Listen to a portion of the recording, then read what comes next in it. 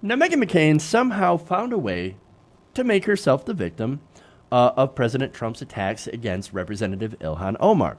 Now, the president's been telling Omar to return to her home country of Somalia if she doesn't like America. And recently, a chant broke out at one of his rallies where they said, send her home, send her home. Now, Trump says, oh, no, I didn't agree with that. But at the same time, he made absolutely no effort to stop that chant from going on. Now, he also accused her of supporting Al-Qaeda, which, of course, is preposterous. So now, McCain, right? So McCain is a little bit perturbed by this and disturbed. And, of course, we all are. This was a horrible racist attack against a sitting member of Congress. And so, yes, we should all be upset about this. However, McCain, while, of course, being disturbed because of the racism, was also disturbed for a very different reason. And we're gonna show you that right now. Take a look.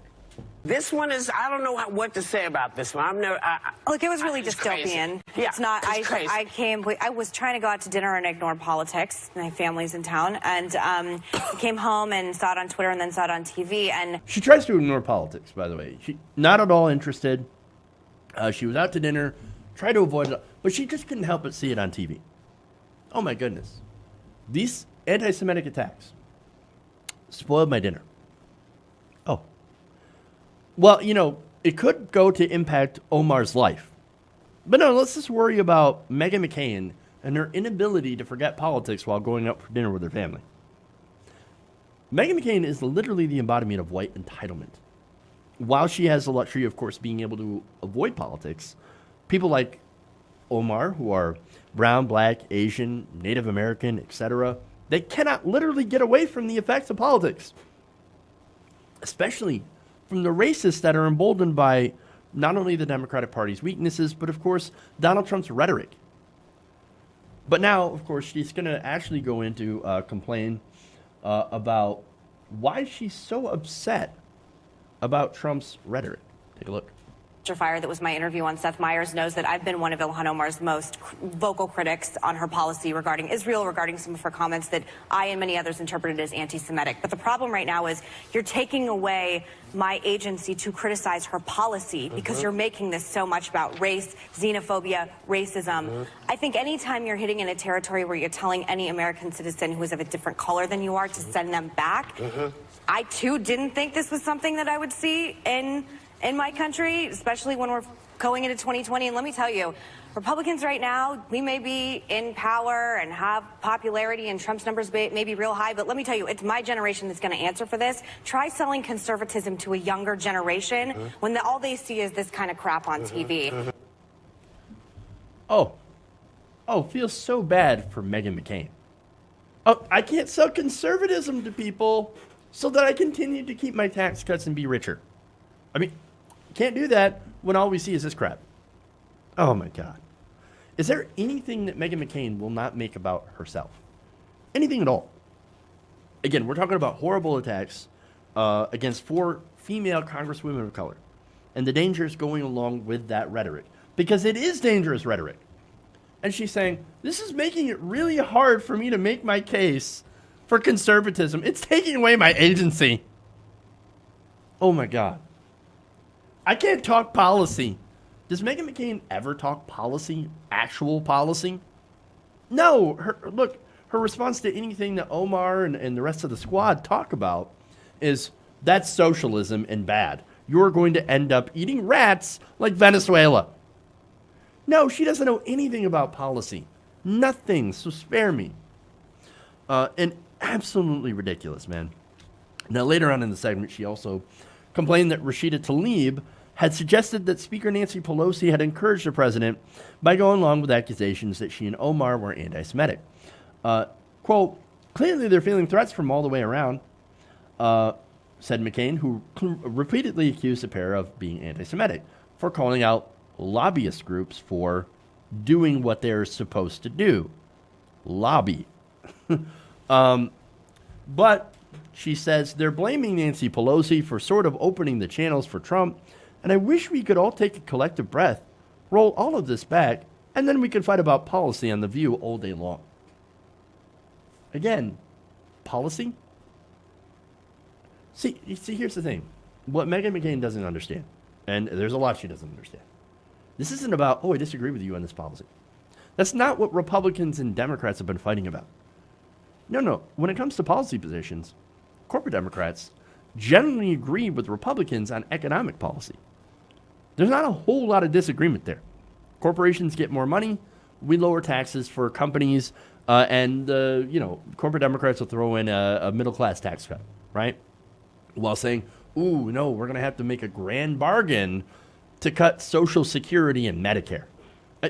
We don't have a choice. We have to do it. Fiscal responsibility. Now, on social issues, of course, Republicans and Democrats are obviously way different. Where Republicans are like, no, we are the party of the white male. That's what that's who we stand for, right? And so, look, they should be more open about it, but I think it's fairly easy to see that's who they represent, right? The wealthy white male. They're the wealthy white male party, right? So it's not fighting about policy. What's going on here is that there are vicious attacks that continue to come from the Republican side over to the Democrats. And the Democrats generally just roll over and say, oh, I'm sorry. Did you call me a socialist? No, I'm not a socialist. I love free markets. I will do anything you want economically. Yes, tax cuts for the rich. Of course. Just don't call me a socialist. Now you have Democrats that actually fight back. Ilhan Omar, Representative Alexandria Ocasio-Cortez, Rashida Tlaib. You have progressives that are actually there and that are fighting. And so, of course, what do the Republicans do? They launched some of the worst horrific attacks against their ethnicity, against their religion, in the case of Ilhan Omar, and call them, all sorts of terrible names for calling out the influence of money in politics. Oh, you must be anti-Semitic. No, because literally the person who got us into politics is an old Jewish guy from Vermont, Bernie Sanders. So, again, that's a ridiculous argument, right? But she doesn't understand that. Because, Meghan McCain doesn't understand. Doesn't get anything, doesn't really care, doesn't really actually dive into nuance or policy at all. Because if you do, you would realize that, yes, Rashida Tlaib is right, that Nancy Pelosi did open this door. When Omar was accused of being anti-Semitic for lightly criticizing AIPAC, Nancy Pelosi did not defend Ilhan Omar. Instead, she attacked her and attacked the rest of the squad, even going to the New York Times, Maureen Dowd, and putting in a whole interview where she just trashed progressives. And at the same time, they said, "Ooh, no, you can't go to Twitter and you cannot criticize other Democrats. Even if you completely disagree with them, can't do that in public. Oh, but you can go to the New York Times and you can sit there and complain about progressives." That's bullcrap. Absolute crap. Nancy Pelosi, through her actions, opened the door to attacking these young women.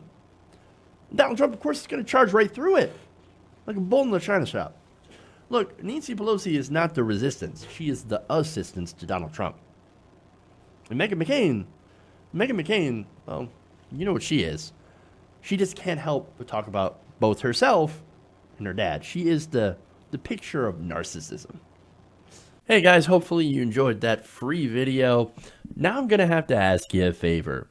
Between the demonetization and the YouTube algorithm messing around with view counts, etc., we're having a hard time adjusting to the new YouTube reality, which is where you guys come in. See, we have a Patreon, patreon.com/TYTNation, set up to help us rely on you guys, the viewers, instead of big corporate ads. Look, you know the show. You know how I'm not in favor of big corporations anyway. So help us transition away from relying on the ad model to pay the bills and sign up to be a patron, patreon.com/TYTNation. That goes a long way to help us keep the lights on. And you guys will know that you're supporting independent progressive media.